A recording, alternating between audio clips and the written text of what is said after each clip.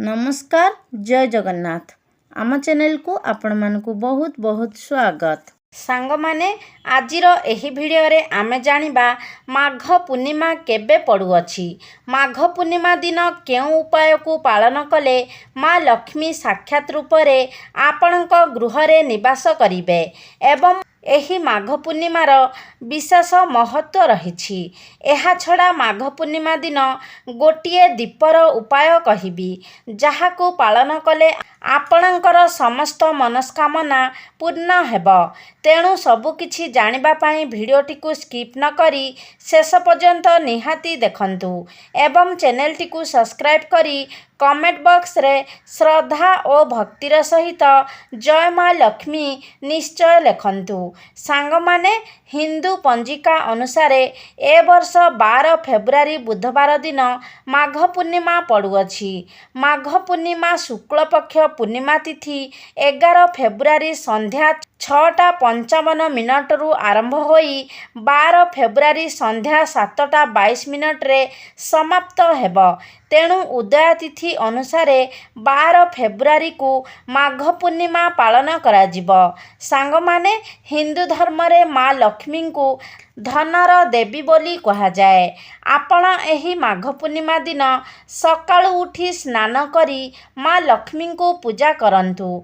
प्रथमे आपण माँ लक्ष्मींकर प्रतिमा को गंगा जल रे स्नान कराइबे। जदि आपणक पाखरे माँ लक्ष्मींकर मूर्ति नाही तेबे माँ लक्ष्मींकर फोटो को आपण पोछिकी सफा करंतु। एहा परे माँ लक्ष्मी को आपण पद्म फूल अर्पण करंतु। धूप दीप नैवेद्य चढ़ाई विधि विधानर सह पूजा आराधना करंतु। एहा परे माँ लक्ष्मींकर मंत्र को जप करंतु। एहा करिबा द्वारा घरु दरिद्रता दूरेई जाए। एहा परे आपण गंगा जल रे किछि कंचा क्षीर मिसाई गोटिए पितल ढाल रे नेई अश्वस्थ वृक्ष मूल रे अर्पण करंतु। सांग माने अश्वस्थ गछ एक देव वृक्ष अटे। ए वृक्ष रे साक्षात ब्रह्मा विष्णु एवं महेश्वरंकर निवास होइथाए। पूर्णिमा तिथि रे माँ लक्ष्मी एवं विष्णु भगवान मध्य ए वृक्ष रे निवास करंती। तेणु आपण संध्या समय रे तुलसी मूल रे एवं अश्वस्थ वृक्ष मूल रे गोटिए घियर दीप निश्चय जलांतु। एही दीपर उपाय कले मनुष्य को त्रिदेवंकर आशीर्वाद मिलिथाए। सांग माने माघ पूर्णिमा दिन माँ लक्ष्मींकर पूजा करि सारी 11टी कौड़ी को माँ का चरण रे अर्पण करंतु। किछि समय परे से कौड़ी को नहीं लाल किंबा हलदिया कपड़ा रे बांधी दियंतु एवं निजर धन रखुथिबा स्थान रे रखी दियंतु। एहा करिबा द्वारा आपणक गृह को वर्ष जाक धनर आगमन हेब। वैवाहिक जीवन को सुखमय करिबा पाई एही पूर्णिमा दिन स्वामी स्त्री मिसी अश्वस्थ वृक्ष मूल रे जल चढ़ाइबा उचित।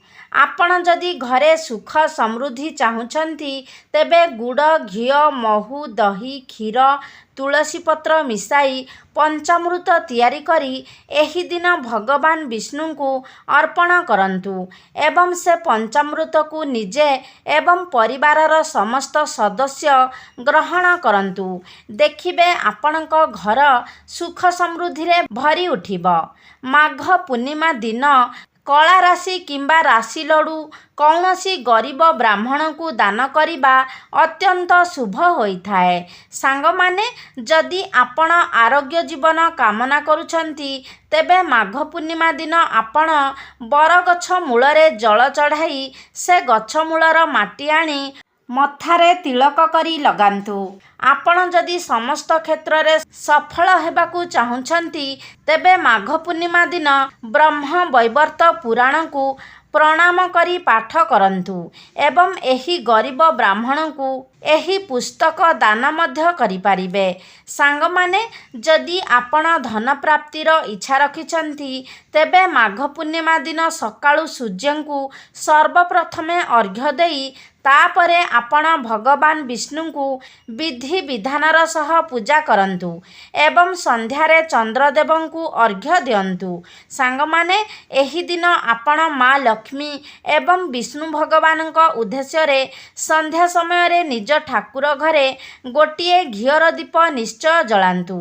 सांग माने आपण 3 स्थान रे अर्थात ठाकुर घरे माँ लक्ष्मी एवं भगवान विष्णु उद्देश्य रे तुलसी मूलरे एवं अश्वस्थ गछ मूलरे एही दिन 3टी स्थान रे दीप जलाइले आपणकर समस्त मनस्कामना पूर्ण हेब। आपणक घरे कदापि भी धनर अभाव हेब नाही। सांग माने जदि पूर्णिमा तिथि रे आपण कौनसी शिव मंदिर को जाई सेठारे पंचामृत रे शिवंकर अभिषेक करुछंती, पंचामृत नहेले शुद्ध जल किंबा कंचा क्षीर मध्य नेई आपण शिवंकर अभिषेक करि पारिबे। तेबे भगवान भोलाशंकरंकर आपणक जीवन रे चलीथिबा समस्त दुख को से हरण करिनेबे एवं आपणक जीवन सर्वदा सुखमय हेब। सांग माने आजिर दिन रे जेउ माने सत्यनारायण पूजा करंती तांको घर मध्य सुख समृद्धि रे पूरी उठे।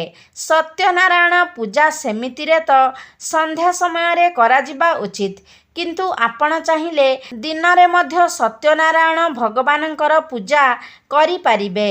सांग माने पूर्णिमा तिथि रे आपण जदि व्रत रखुचंती तो पूरा दिन आपण उपवास करंतु एवं संध्या रे आपण चंद्र को अर्घ्य देई फल मिठा पिठा इत्यादि खाई पारिबे। पूर्णिमा दिन आपण तेलर सेवन करंतु नाही, घिओरे खाद्य प्रस्तुति करी खांतु। सांग माने माघ पूर्णिमा तिथि रे दान धर्मर मध्य विशेष महत्व रहिछि। आपण गरीब लोकंकु देखि एही दिन अन्न वस्त्र राशि राशि लडु आदि दान करि पारिबे। एबे आसंतु जानिबा पूर्णिमा तिथि रे आपण केउं काम करिबा उचित नुहे। एही दिन आपण चुटी धुआंतु नाही। तामसिक भोजन जथा माछ मांस पियाज रसुण मद आदि ग्रहण करंतु नाही। ताहा सह झगड़ा कली आजिर दिन रे करंतु नाही। कौनसी प्रकारर धन को बर्बाद करंतु नाही। एमिति करिबा द्वारा माँ लक्ष्मींकर अपमान होइथाए। सांग माने एबे चालंतु जानिबा पूर्णिमा तिथि रे झाड़ू तले केउं जिनिस रखिदेले आपण धनवान हेबे। सांग माने झाड़ू को माँ लक्ष्मींकर प्रतीक माना जाए। झाड़ू को नहीं अनेक शुभ एवं अशुभ कथा मध्य वास्तुशास्त्र रे वर्णना अछि। झाड़ू को केउं दिन किनिबा उचित, पुरुणा झाड़ू केउं दिन फिंगिबा उचित ताहा मध्य वास्तुशास्त्र रे कुहा जाइछि। पूर्णिमा तिथि रे झाड़ूर एही प्रयोग कले आपण धन रे मालामाल होई जिबे, कारण पूर्णिमा तिथि को माँ लक्ष्मी को समर्पित अटे। एही दिन झाड़ूर एही प्रयोग कले घरु दरिद्रता दूरे जीव।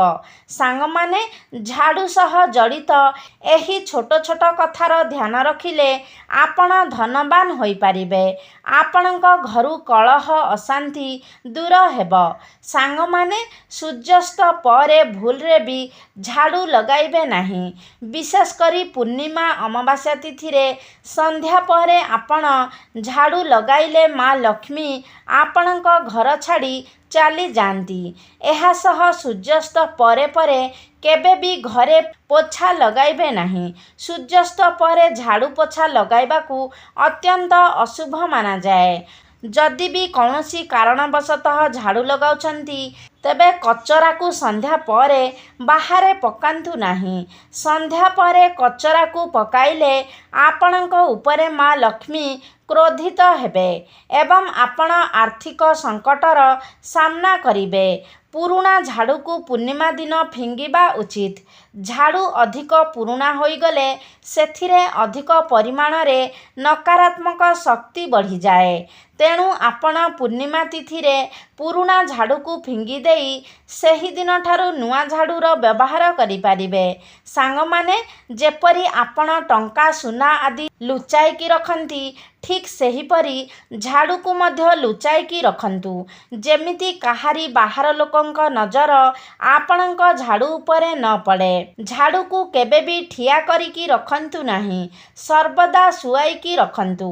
ଖୋଲା ଆକାଶ ତଳେ ଅର୍ଥାତ୍ ବାହାରେ ଝାଡ଼ୁକୁ ରଖନ୍ତୁ ନାହିଁ, ନଚେତ୍ ଆପଣଙ୍କ ଜୀବନକୁ ଅନେକ ସମସ୍ୟା ଟାଣି ହୋଇ ଆସିବ। ଉତ୍ତର ପଶ୍ଚିମ ଦିଗରେ ଆପଣ ଝାଡ଼ୁକୁ ଲୁଚାଇକି ରଖନ୍ତୁ। ସାଙ୍ଗମାନେ, ପୂର୍ଣ୍ଣିମା ଦିନ ରାତିରେ ଆପଣ ଝାଡ଼ୁ ତଳେ କଉଡ଼ି ରଖିକି ଶୋଇଯାଆନ୍ତୁ ଏବଂ ସକାଳୁ ସେ କଉଡ଼ିକୁ ଗଙ୍ଗା ଜଳରେ ଧୋଇ ଠାକୁର ଘରେ ରଖିଦିଅନ୍ତୁ। ଆପଣ ଚାହିଁଲେ ଝାଡ଼ୁ ତଳେ ଗୋଟିଏ 1 ଟଙ୍କା ମୁଦ୍ରା କିମ୍ବା 2ଟି ଲବଙ୍ଗ କିମ୍ବା ଗୋଟିଏ ଗୁଜୁରାତି ନହେଲେ ଗୋଟିଏ ଗୁଆ ମଧ୍ୟ ରଖିପାରିବେ। ଏହି ଜିନିଷ ଝାଡ଼ୁ ତଳେ ପୂର୍ଣ୍ଣିମା ରାତିରେ ରଖିଦେଲେ ମା ଲକ୍ଷ୍ମୀ ଆପଣଙ୍କ ଘରକୁ ଟାଣି ହୋଇ ଆସିବେ। ଏହି ଉପାୟ କଲେ ଆପଣ କେବେ ବି ଧନଜନିତ ଅସୁବିଧାର ସାମ୍ନା କରିବେ ନାହିଁ। ସାଙ୍ଗମାନେ, ଏହା ଥିଲା ସେହି ଜିନିଷ ଯାହାକୁ ପୂର୍ଣ୍ଣିମା ରାତିରେ ଝାଡ଼ୁ ତଳେ ରଖିଦେଲେ ଆପଣଙ୍କୁ ଧନବାନ ହେବାରୁ କେହି ବି ରୋକିପାରିବେ ନାହିଁ। ତେବେ ସାଙ୍ଗମାନେ, ଆଶା କରୁଛି ଆଜିର ଭିଡ଼ିଓଟି ଆପଣମାନଙ୍କୁ ନିଶ୍ଚିତ ଭାବରେ ଭଲ ଲାଗିଥିବ। ଯଦି ଭଲ ଲାଗିଛି ତାହେଲେ ଲାଇକ୍ କରନ୍ତୁ, ସେୟାର କରନ୍ତୁ। ଆମ ଚ୍ୟାନେଲକୁ ଯଦି ସବସ୍କ୍ରାଇବ୍ କରିନାହାନ୍ତି ତାହେଲେ ସବସ୍କ୍ରାଇବ୍ କରିଦିଅନ୍ତୁ। ସର୍ବେ ଭବନ୍ତୁ ସୁଖିନଃ। ଧନ୍ୟବାଦ।